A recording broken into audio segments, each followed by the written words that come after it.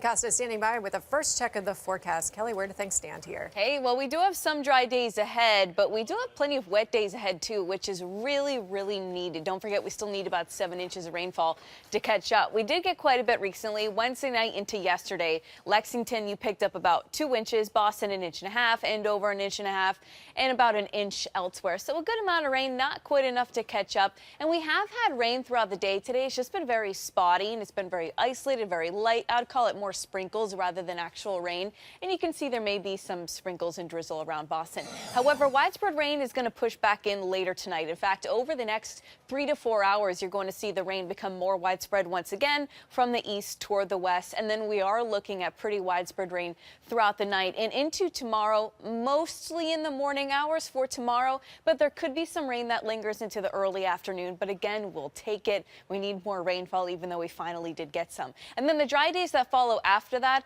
are going to be Sunday jumping into Monday, and then Tuesday we have a chance for some spotty showers. But since we have the clouds and the rain on the way for the rest of the night, temperature is not going to drop like a rock. The clouds kind of act like a blanket, keep us a little bit toastier. So temperatures are going to be down to the low 40s over the next couple of hours. Rain for Saturday, very windy, pretty windy Sunday too. I'll show you what that means for feels like temperatures coming up.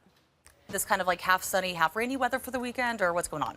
For Saturday, it's looking wet. Sunday's looking a lot drier and a little bit of sun, but it's going to be very windy. For tonight, we actually have more widespread rain on the way. We've had these very isolated sprinkles throughout the day today, but you can see the more widespread light rain. That's going to be pushing from the east to the west, really over the next 3 to 4 hours and starting to build in quite a bit. There have been some sprinkles in some spots of the day in Boston. Right now, it looks primarily dry, maybe some drizzle that's not exactly being caught up on the radar because it's so tiny. You got some sprinkles to the south and east of Worcester. Nothing too heavy just yet, but there you go. At 8 o'clock, you can see the rain starting to build in, becomes very widespread, 9, 10, and 11 o'clock. It's going to be raining through most of the night. Overnight into tomorrow morning, of course, some of us farther inland are going to be getting a little bit cooler. So some spots of the Worcester Hills at times, there could be a little bit of mixing, maybe some wet flakes in there. Nothing that's going to stick or accumulate to anything significant, though. And the vast majority of you are instead going to see that rainfall. But the rain continues overnight. Again, we need it. I know we just got a soaking rain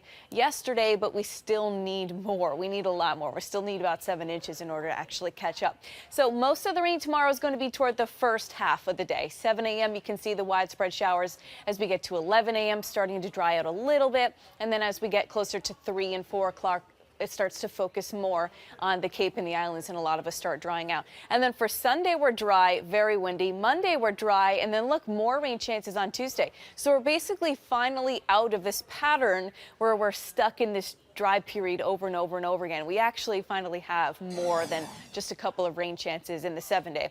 So for tonight, showers definitely going to be on the chilly side, mid to the upper 30s. Winds are actually going to be pretty late overnight, though, and then tomorrow is going to be very windy. So look, sustained winds are going to be hitting 15 to 20 miles an hour. Wouldn't be surprised if we saw some gusts 30 to 40 miles per hour. So with highs only in the mid to the upper 40s, that wind is actually going to make for a pretty chilly day, especially considering the rain toward mostly first half of the day. But look at the wind for tomorrow.